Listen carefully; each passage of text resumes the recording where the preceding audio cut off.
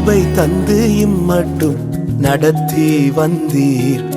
தயவை தந்து என்னையும் உயர்த்தி வைத்தீர்.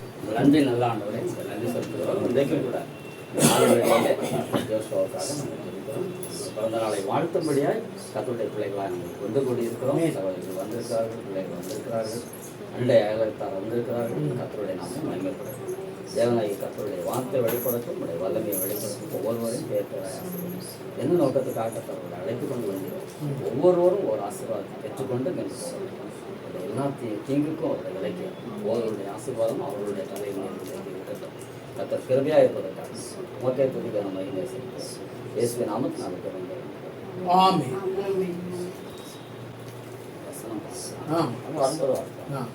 ஏசாயா 54வது அதிகாரம் 10 17 வரைக்கும். 54வது அதிகாரம் 10 கடைசி வசனம் வரைக்கும் படிக்கலாமே. மலைகள் விலகினாலும் பர்வதங்கள் நிலை பெயர்ந்தாலும் என் கிருபை உன்னை விட்டு விலகாமலும் என் சமாதானத்தின் உடன்படிக்கை நிலை பெயராமலும் இருக்கும் என்று உன்மேல் மனதுருகுகிற கர்த்தர் சொல்லுகிறார். சிறுமைப்பட்டவளே, பெருங்காற்றில் அடிபட்டவளே, தேற்றரவற்றவளே, இதோ நான் உன் கல்லுகளை ராசிக்கும்படி வைத்து நீல ரத்தினங்களை உன் அஸ்திபாரமாக்கி உன் பலகணிகளை பளிங்கும் உன் வாசல்களை மாணிக்க கற்களும் உன் மதில்களை எல்லாம் உச்சிதமான கற்களுமாக்குவேன்.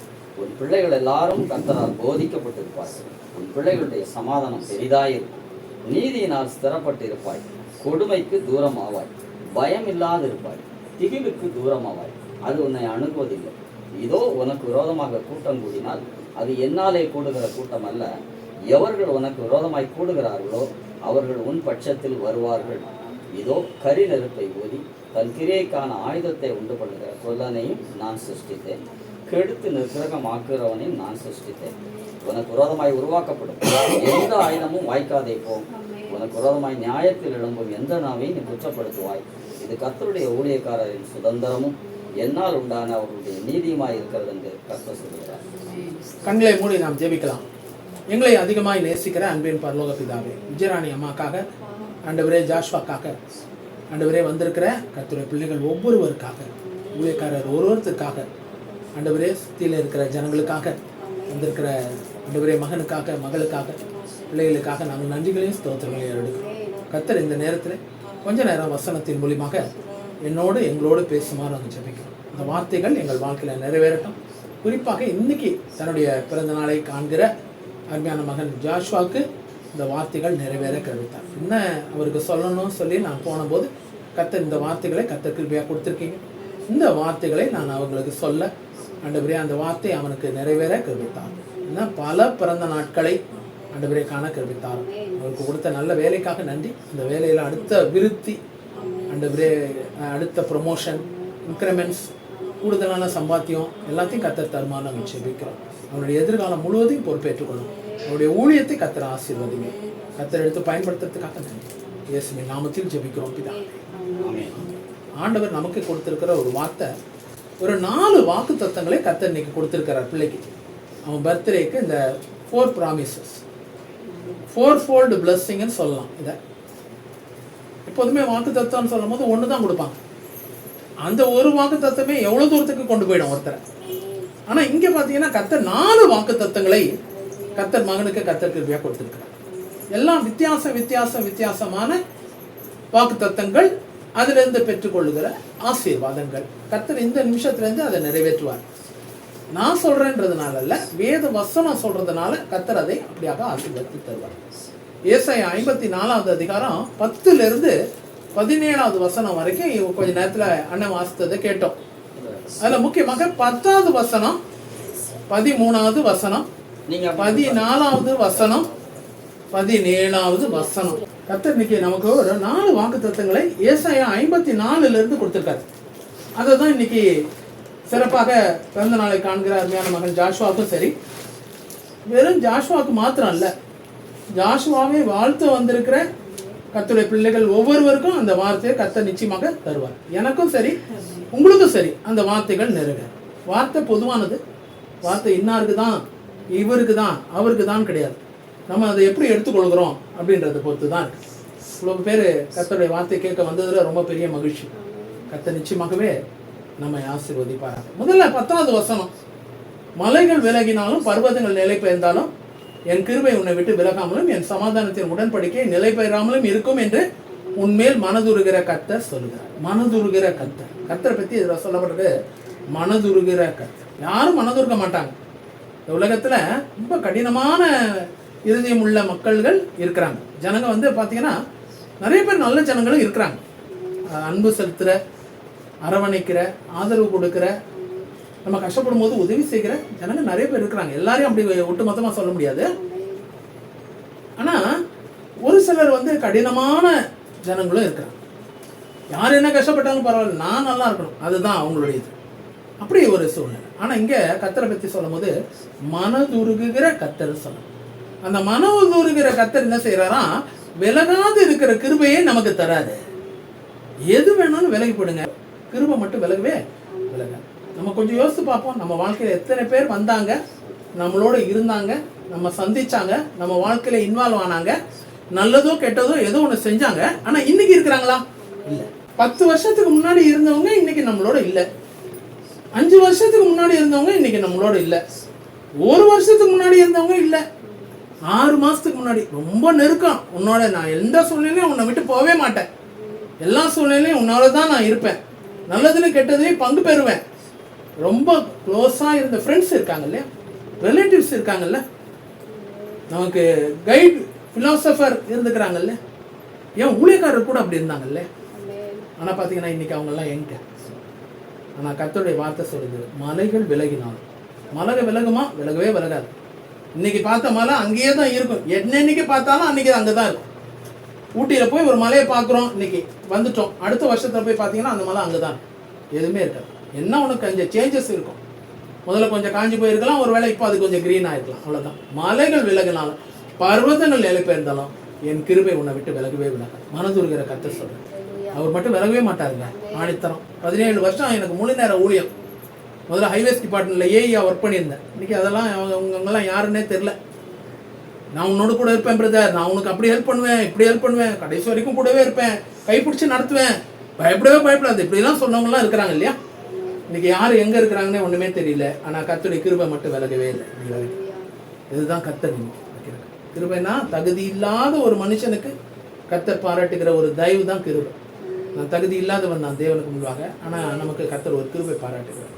இன்னைக்கு ஜாஷுவாவுக்கும் அதுதான் சொல்றாரு, எது விலகுனாலும் விலகும் ஜாஷுவா.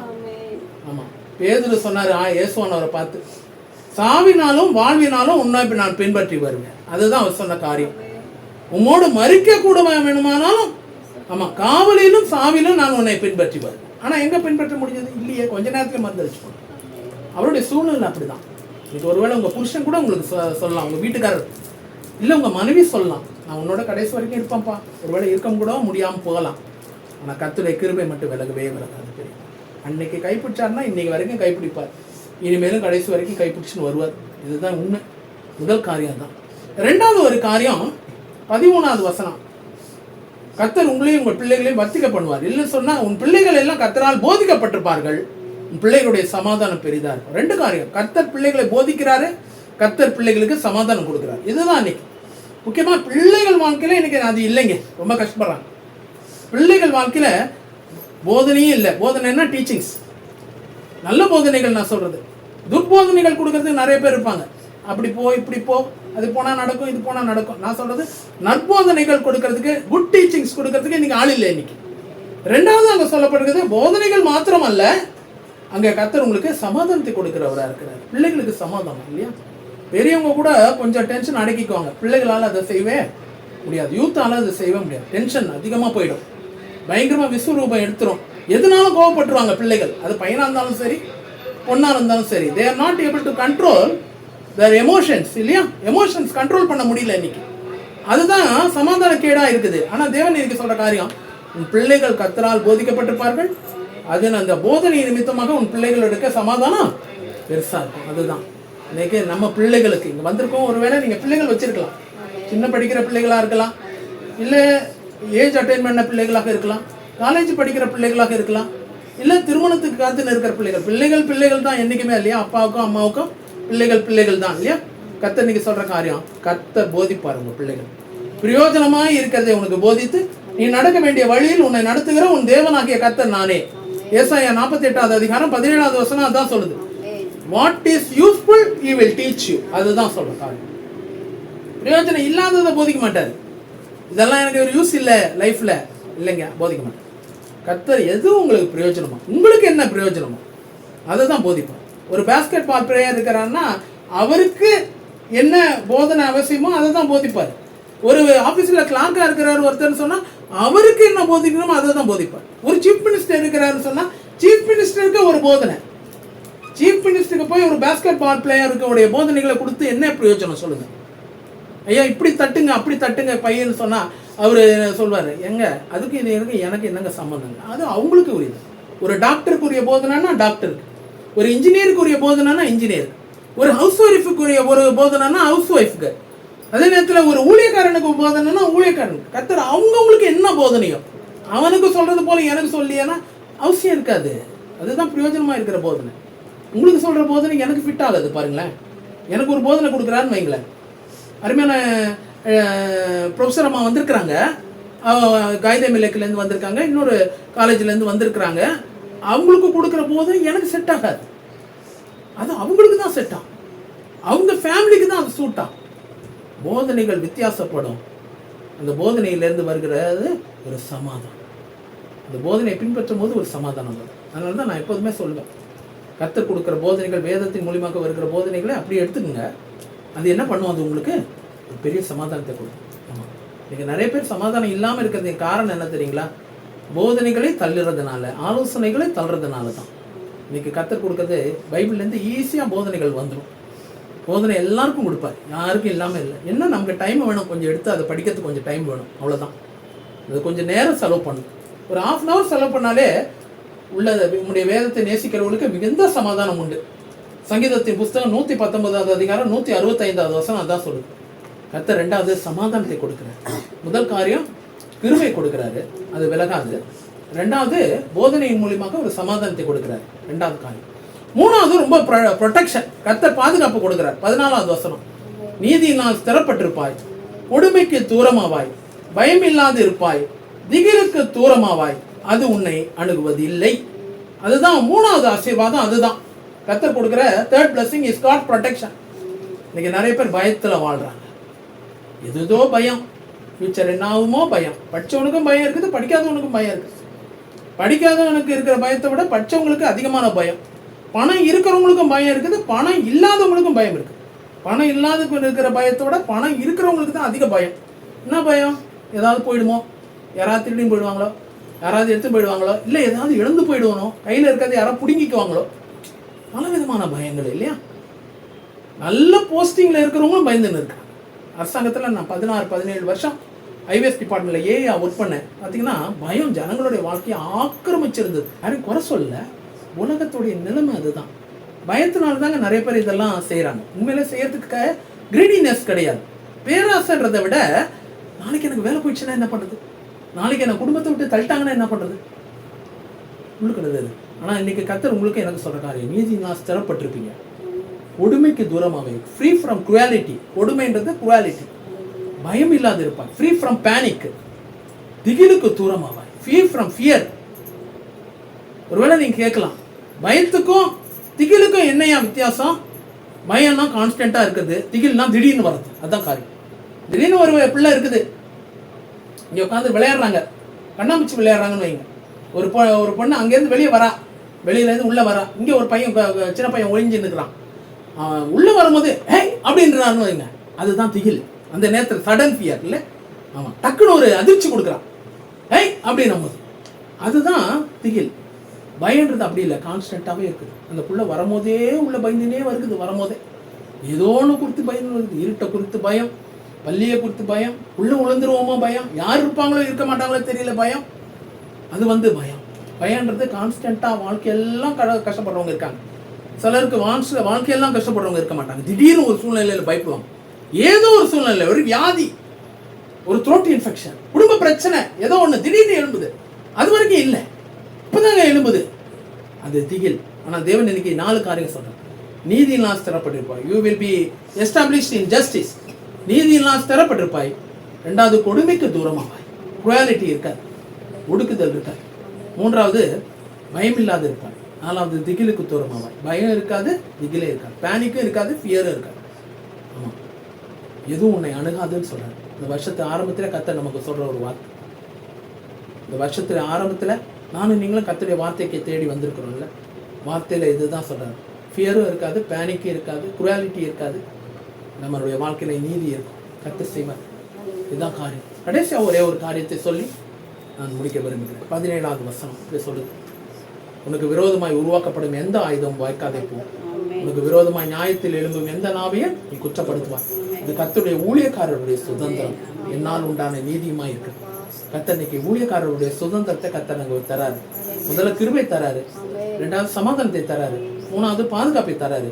கடைசியாக இப்போ நமக்கு கொடுக்குற காரியம் என்னன்னா, நீ ஊழியக்காரருடைய சுதந்திரம். இந்த கடைசி இந்த வசனம் முடியும் போது பார்த்தீங்கன்னா அங்கே முக்கியமாக ஊழியக்காரருடைய ஆசீர்வாதத்தோடு முடியுது. ஏன்னு சொன்னா, உனக்கு விரோதமாய் உருவாக்கப்படும் எந்த ஆயுதங்கள் உருவாக்கப்படும், ஆனா அது வாய்க்காது. அதுதான் காரியம். நிறைய நேரத்துல நம்ம நினைக்கிறது என்னன்னா, எந்த ஆயுதமும் வரவே கூடாது ஐயா அப்படின்னு. ஆயுதம் சொன்னா சம் வெப்பன்ஸ், ஏதோ நமக்கு விரோதமாய் பண்ற காரியங்கள். இந்த உலகத்துல ஒருத்தருக்கு ஒருத்தர் விரோதமா ஏதோ ஒன்று பண்ணிட்டு தான் இருக்கிறாங்க இல்லையா. நேரடியா பண்ண முடியலனாலும் மறைமுகமா ஏதாவது ஒன்று செஞ்சு அவங்கள கவுத்து விட்டுடலாம். இது நிறைய இன்னைக்கு இருக்குது. எதுக்கு சொல்றேன்னு சொன்னா, ஆயுதங்கள் உருவாக்கப்படும். நீ நல்லா இருக்கிறத பார்த்துட்டீங்கனாலே யாரோ ஏதோ செய்ய ஆரம்பிச்சுவாங்க. சும்மா இருக்கிறத பார்த்து ஒன்றும் செய்ய மாட்டாங்க. கவலைப்பட வேணாம். ஒரு பட்டை மரம் இருக்குன்னு வைங்க, இலையும் கிடையாது, காயும் கிடையாது, பூவும் கிடையாது, பிஞ்சும் கிடையாது, வெறுமையா இருக்குது ஒரு பட்டை மரம். யாராவது கல் அடிப்பாங்களா? அதுல அடிச்சாங்கன்னு சொன்னானா அவனை பைத்தியம்னு சொல்லுவாங்க இல்லையா? இல்லையாமா? அதானே. யாராவது ஒருத்தன் ஒன்றும் இல்லாத மரத்துல உட்காந்து கல் அடிச்சு நிற்கிறான் ராத்திரியிலேருந்து, அவனை பார்த்து என்ன சொல்லுவான்? லூசா, நீ பைத்தியமாடானே, உனக்கு ஒன்றும் இல்லாத மரத்தில் அடிச்சுன்னு இருக்கிற. ஆனால் அதே நேரத்தில் ஒரு மரம் இருக்குது, பூவும் பிஞ்சுமா இருக்குது. முக்கியமாக பார்த்தீங்கன்னா மாங்கனிகள் இல்லைன்னா ஏதோ ஒரு பழம் அப்படியே கொத்து கொத்தா தொங்கின்னு இருக்குது. ஈஸியாக என்ன பண்ணிடுவாங்க? கல் அடிச்சுவாங்க. ஏன்னா ஏதோ 1-2 பழம் கிடைச்சா கூட பெருசு தானே. காலியாக ஒன்றுமே இல்லாததை யாருமே சீண்டவே மாட்டாங்க. எப்போதும் ஒன்றும் இல்லாததை கவலைப்பட வேண்டாம், யாரும் ஒன்றும் செய்ய மாட்டாங்க. ஆனால் நீ நானும் நல்லா இருக்கிறோன்னா ஜனங்களுக்கு பொறுக்காது, கல் அடிக்கணும்னு தான் தோணும். ஆனால் இன்னைக்கு தேவன் சொல்கிற காரியம், உனக்கு விரோதமாக கல் அடிப்பாங்க. அதுதான் வேதவசனம் சொல்லுது, கல் அடிக்கணும். அதுதான் உனக்கு விரோதமாக ஆயுதங்கள் உருவாக்கப்படும், ஆனாலும் அது வாய்க்காது. அதுதான் காரியம். ஆமாம், இதுதான் கர்த்தருடைய ஊழியக்காரருடைய சுதந்திரம். ஊழியக்காரர்னு சொல்லும் போது வந்திருக்கவங்க அத்தனை பேரும் ஏதோ ஒரு விதத்தில் தேவனோட ஊழியத்தை செய்கிறவங்களா தான் இருக்கணும். இல்லைன்னு சொன்னால் இங்கே வரமாட்டாங்க இல்லையா? ஆமாம், யாரும் வரமாட்டாங்க. அப்படியான ஒரு சூழ்நிலை இல்லை. தென் ஒர்க்கிங் டே இன்னைக்கு வேறு. அப்படிப்பட்ட ஒரு சூழ்நிலை, எல்லாம் வேலைக்கெல்லாம் போகிற ஒரு சூழ்நிலை, எல்லாம் குடும்பத்தெல்லாம் விட்டு தான் வந்திருக்கீங்கல்ல, பிள்ளைகள்லாம் வீட்டில் விட்டு வந்திருக்கீங்க, ஏதோ சூழ்நிலையில தான் வந்திருக்கீங்க. நீ கர்த்தருடைய ஊழியக்காரருடைய சுதந்திரம் என்ன தெரியுங்களா? உனக்கு விரோதமாக எந்த பில்லிசூனியம் செய்யலாம், மாந்திரிகம் செய்யலாம், ஏவல்கள் ஆவி செய்யலாம், நீ குடும்பம் கெட்டு போகணும் செய்யலாம், உன் பிள்ளைகளை பிரித்து வைக்கணும்னு நினைக்கலாம். மனுஷிக வல்லமையும் இருக்கலாம், ஒருவேளை பிசாசு வல்லமைகள் கூட இருக்கலாம். பிசாசு வல்லமைகள் மனுஷிக வல்லமைகள் செய்ய முடியலன்னும் போது பிசாசின் வல்லமைகளுக்கு போய் தேடுவாங்க. முதல்ல அவங்க முயற்சி பண்ணி பார்ப்பாங்க, ஏதாவது உங்களை ஏதாவது காலி பண்ண முடியுமா, அந்த வீட்டை விட்டு கணவன் மனைவியை பிரித்து வைக்க முடியுமா, ஏதாவது ஒன்று நடுவில் ஒரு சின்ன வேலை செஞ்சு விட்டுற முடியுமா பார்ப்பாங்க. பண்ண முடியல, எல்லாம் ரொம்ப ஸ்ட்ராங்காக இருக்கிறாங்க, கணவன் மனைவி ரொம்ப ஐக்கியமாக இருக்கிறாங்க, அந்த குடும்பத்தில் ரொம்ப நெருக்கம் அந்யோன்யம் இருக்குது. அடுத்தது பில்லிசூனியங்கள் இல்லைன்னா மாந்திரிகத்தின் கடமைக்கு போயிடுவாங்க. அப்போ தான் ஆயுதம் வேலை செய்யும். ஆனால் கர்த்தர் இன்னைக்கு சொல்கிற காரியம், உனக்கு விரோதமாய் உருவாக்கப்படும் எந்த ஆயுதம் வாய்க்காது. ஆமாம், யார் என்ன செஞ்சாலும் அது வாய்க்காது. இன்னையிலேருந்து அது வார்த்தையை பிடிச்சுக்கணும். கர்த்தர் கிருபையிலேருந்து ஆரம்பிக்கிறார் பாருங்க, விலகாது இருக்கிற கிருபை. அடுத்தது போதனைகள் மூலியமாக சமாதானம். மூணாவது, எதுவும் உன்னை அணுகாது, பயமும் திணிகளும் உன்னை அணுகாது. கடைசியாக ஊழியக்காரருடைய ஜெபம் பண்ணலாமா? நல்ல தேவனே, இந்த நேரத்துக்காக நாங்கள் இருதயத்தின் ஆழத்திலிருந்து கொஞ்சம் பேராக வந்திருக்கிறாங்க கர்த்தருடைய பிள்ளைகள். ஒவ்வொருத்தரையும் கர்த்தர் ஆசீர்வதிக்கிறாங்க. நான் இவ்வளோ பேர் ஜாஷுவா கூப்பிட்டு வைப்பாரு, விஜயராணி அம்மா கூப்பிடுவாங்கன்னு சொல்லி நான் நினைக்கிறேன். ஒருவேளை அவங்க கூப்பிட்டு வந்திருக்கலாம், எல்லாம் கூப்பிடாம கூட வந்திருக்கலாம். எது எப்படிப்பட்ட சூழ்நிலையாக இருந்தாலும் கர்த்தருடைய ஆசீர்வாதங்கள் அவங்க வாழ்க்கையில் இருக்கட்டும். எல்லா துதி கன மகிமை இயேசுவான ஒருத்தருக்கு தான் நாங்கள் செலுத்துகிறோம், எந்த மனுஷனுக்கு எதுவும் கிடையாது. நீங்கள் என்ன சொல்ல சொன்னீங்களோ இந்த கூட்டத்துக்கு, ஆண்டவரே நீங்கள் என்ன பேச சொன்னீங்களோ அந்த வார்த்தை மாத்திரம் ஆண்டவரே நான் அப்படியே பால் மாறாமல் சொல்லியிருக்கேன். இந்த வார்த்தைகளை கர்த்தர் நிறைவேற்றுகிறதுக்காக சொல்லுவோம். ஒவ்வொரு மகனையும், ஒவ்வொரு மகளையும், ஒவ்வொரு தாயாரையும், ஒவ்வொரு தகப்பனாரையும், ஒரு சின்ன பிள்ளையும் ஆண்டவரே எங்களை கூப்பிட்டுருக்க ஜாஷ்வா விஜயராணி அம்மா கர்த்தர் அவர்களே ஆசீர்வதிக்குமான்னு நிச்சயம். அவங்க என்ன சூழ்நிலையில வந்தாங்கன்னு தெரியாது, ஆனால் நிச்சயமாக அவங்க வார்த்தை அவங்களுக்கு பிரயோஜனப்பட்டிருக்கும்னு சொல்லி நான் நம்புறேன். தூக்கம் இல்லாத இரவுகள் மாறட்டும், நல்லா தூங்கட்டும். கார் வாங்கணும், வீடு வாங்கணும், பைக் வாங்கணும்னு சொல்லி நினைக்கிறவங்களுக்கு கர்த்தர் அதை தருவீரா.